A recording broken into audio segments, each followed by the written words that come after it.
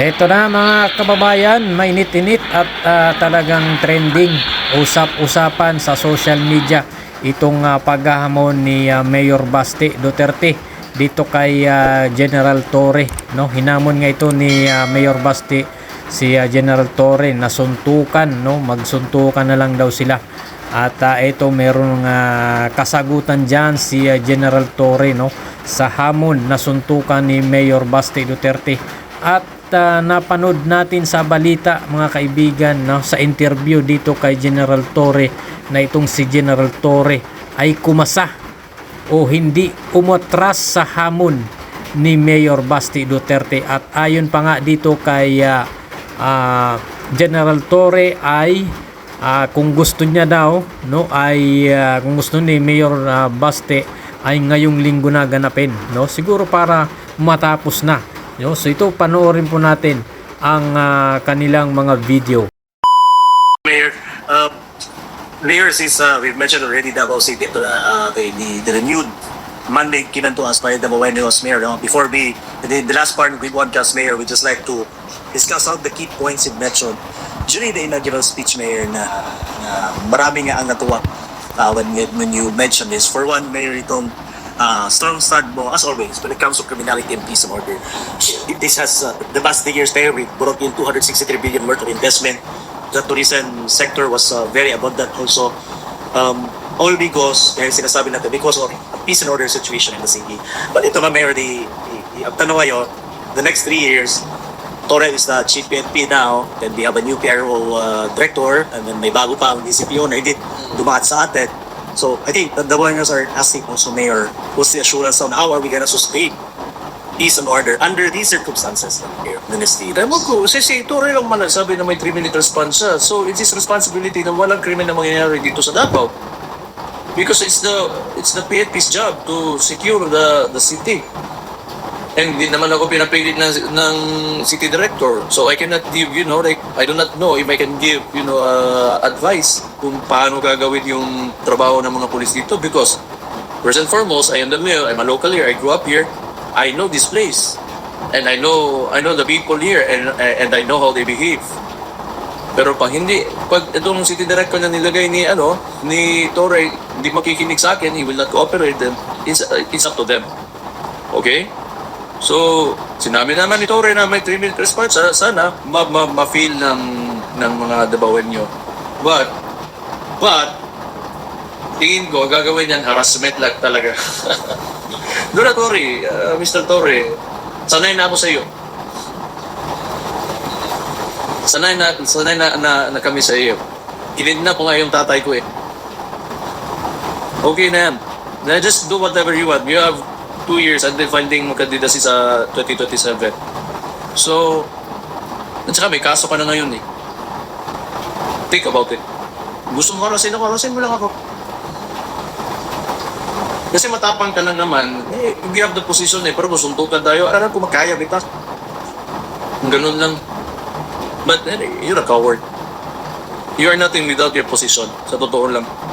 Ang nagmamatalinuhan ka lang, yan lang talaga ginagawa mo. May 3-minute response ka, may nakaabang na dyan, nakita ka talaga ng media. Kawawa ka naman, sa totoo lang. Okay na yan, yung 3-minute response mo, prove it to the Davaoenos. So sabihin, kayo PNP, sabihin nyo, hindi na safe ang Davao. So ako ba ang pulis o kayo? Kung sa index, ang Davao City is third to Chiang Mai in Southeast Asia, why cannot you maintain that? If you cannot maintain that, that means you're not doing your job. That means the PNP is not doing their job. Kung nangyari yun, who is to blame? Ako o ikaw? Yung back to you mo, hindi ka na nga sumagot ko. Sarap talaga awayin. Totoo lang.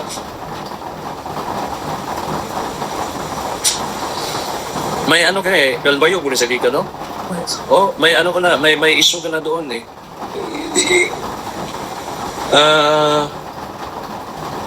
Iba yung mo. Iba yung ambisyon mo sa buhay.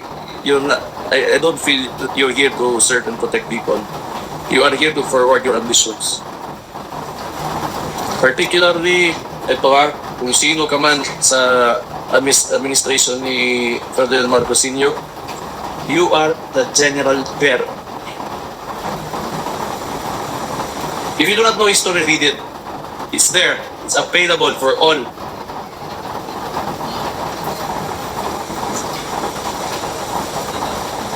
Xem bật đi có à. Anyway, to Mayor, just for the record and for every para klaro sa lahat, you did not have a say kung sino ang next chief or director of this team. No. They won't allow me to choose the city director. Nangyari na yan last year when I was mayor, the last term when I was mayor. In 2 days, they replaced 3 days. The city director 3 times in 2 days. But I do not know. Masyado silang paning because they're scared maybe, these policemen who were to be assigned here, baka loyalista sa amin and they would not, do dirty work for them. So I'm expecting harassment from your pangit, I really just think you're ugly, eh? It's not because of your face, like Filipinos are beautiful, brown skin, and a lot of foreigners and the Caucasians especially, they like your color, but the kind of person that you are, you're really fucking ugly. Mayor Baste Duterte ng suntukan. Ano kung sagot niyo, sir? Mga urong talaga kayo eh. Pero tama-tama dahil marami ang nasalanta ngayon ng bagyo at baha.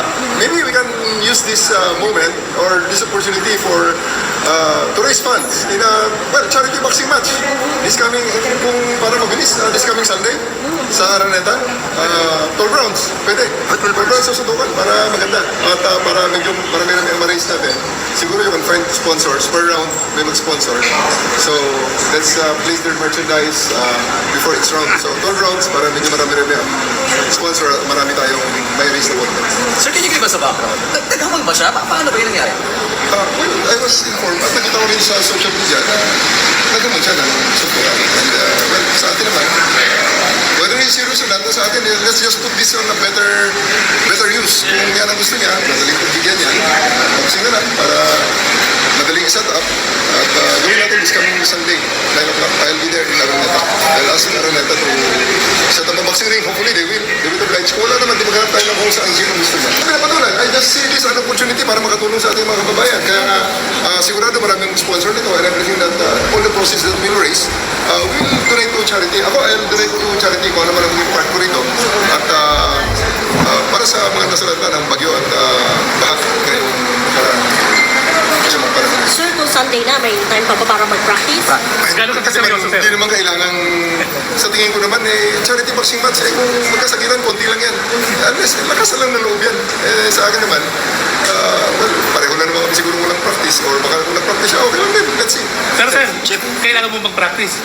Bukas, I'll just hit the gym a short while, mga siguro 9 o'clock, tingnan ko lang dyan sa ating LPG. Chief, fearless forecast, ilang rounds? 12 rounds para marami tayong ma-raise na pondo. Fearless forecast mo, sir. After this, are you hoping na matulungan na itong banatan ninyo lang yung banatan sa social media? On my part naman, nothing personal.